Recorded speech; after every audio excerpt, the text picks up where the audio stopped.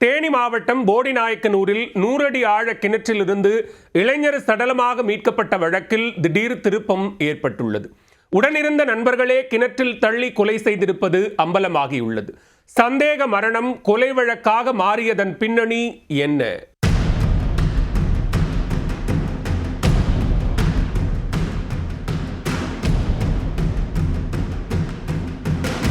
தேனி மாவட்டம் போடிநாயக்கனூர் அருகே உள்ள சிலமலை கிராமத்தைச் சேர்ந்தவர் 27 வயதான ஜெயக்குமார்.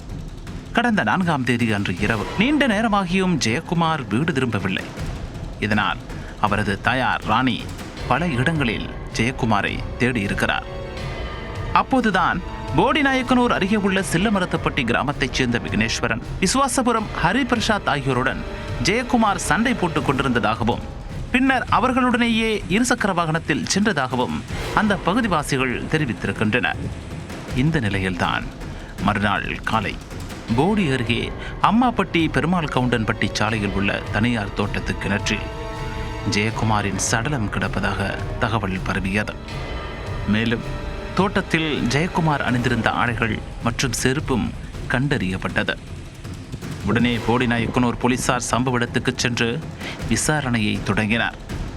சுமார் 100 அடி ஆழ கிணற்றில் தீயணைப்பு வீரர்கள் இறங்கி ஜெயக்குமாரின் உடலை மீட்டு மேலே கொண்டு வந்தனர்.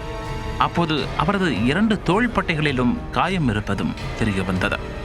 சந்தேக மரணமாக வழக்கு பதிவு செய்த போலீசார் ஜெயக்குமாரின் உடலை உடற்கூராய்வு செய்வதற்காக தேனி அரசு மருத்துவமனைக்கு அனுப்பி வைத்து விசாரணையை துரிதப்படுத்தினர். விக்னேஸ்வரன் மற்றும் ஹரிபிரசாத் ஆகியோரிடம் போலீசார் நடத்திய விசாரணையில் பல திடுக்கிடும் தகவல்கள் வெளிவந்தன. கடந்த சில நாட்களுக்கு முன்பு விக்னேஸ்வரனின் இருசக்கர வாகனத்தை எடுத்துச் சென்ற ஜெயக்குமார் மதுபோதையில் ஓட்டியதால் போலீசாரால் வழக்கு பதிந்து வாகனம் பறிமுதல் செய்யப்பட்டிருக்கிறது. அபராதம் உள்ளிட்ட சுமார் 12,000 ரூபாய் வரை பணம் செலவழித்த விக்னேஸ்வரன் தன்னுடைய இருசக்கர வாகனத்தை அதன் பிறகே மீட்டிருக்கிறார்.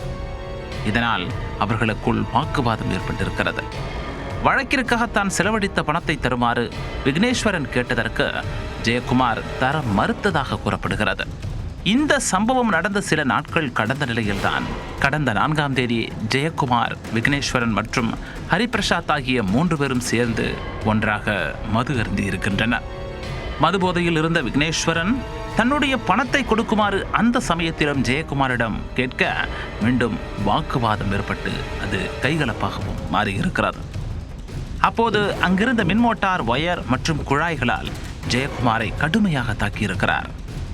இந்த தாக்குதலை தொடர்ந்து ஜெயக்குமாரை கிணற்றில் தள்ளிவிட்டு கொலை செய்திருப்பதாக போலீசாரின் விசாரணையில் இருவரும் தெரிவித்ததாக கூறப்படுகிறது. இதையடுத்து சந்தேக மரணத்தை கொலை வழக்காக மாற்றம் செய்த போடிநாயக்கனூர் போலீசார் விக்னேஸ்வரன் மற்றும் ஹரிபிரசாத் ஆகிய இருவரையும் கைது செய்து சிறையில் அடைத்திருக்கின்றனர்.